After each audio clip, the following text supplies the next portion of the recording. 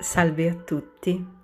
Oggi volevo parlarvi di Suor Maria Laura Mainetti, appartenente alla Congregazione delle Figlie della Santa Croce, originaria di Chiavenna. Questa suora il 6 giugno del 2021 è stata proclamata beata. Infatti morì uccisa, martirizzata il 6 giugno del 2000. Le sue spoglie sono state traslate dal cimitero di Chiavenna presso la chiesa della Collegiata di San Lorenzo e riposano nella cappella di San Giovanni. Questa suora è stata uccisa in odio alla fede cattolica ed è stata proclamata beata non solo per la morte tragica che ha segnato la fine della sua esistenza, ma anche perché in vita fu una persona che seppe dare luce con il suo grande carisma, la sua bontà, la sua gentilezza d'animo a tutti coloro che l'hanno conosciuta. Andiamo a recitare una preghiera che la stessa Suor Maria Laura ha scritto dedicata a Gesù e dopo andremo a recitare una preghiera per chiedere grazie a questa nuova beata. Nel nome del Padre, del Figliolo e dello Spirito Santo. Amen. Oh Dio, vieni a salvarmi.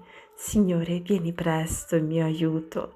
Gloria al Padre, al Figlio e allo Spirito Santo, come era nel principio, ora e sempre, nei secoli dei secoli. Amen. O Gesù crocifisso, col tuo capo chino, insegnami l'obbedienza, col tuo capo coronato di spine, insegnami l'umiltà, col tuo silenzio, insegnami la pazienza, con la tua sete, insegnami la sobrietà, con le tue braccia aperte, insegnami l'amore per il prossimo, con il tuo cuore trafitto, insegnami l'amore di Dio, con il tuo corpo nudo, insegnami la povertà, con le tue membra sanguinanti, insegnami la mortificazione, con i tuoi chiodi, insegnami la fedeltà al mio battesimo e dai miei voti. Suor Maria Laura Mainetti. Preghiera per chiedere grazie a Dio per intercessione di Suor Maria Laura Mainetti. Signore Gesù, Eucaristia, che sei stato la fondamentale ragione di vita per Suor Maria Laura, figlia della croce, rendici capaci di vivere come lei il quotidiano, con la freschezza, l'impegno, la sua dedizione gioiosa.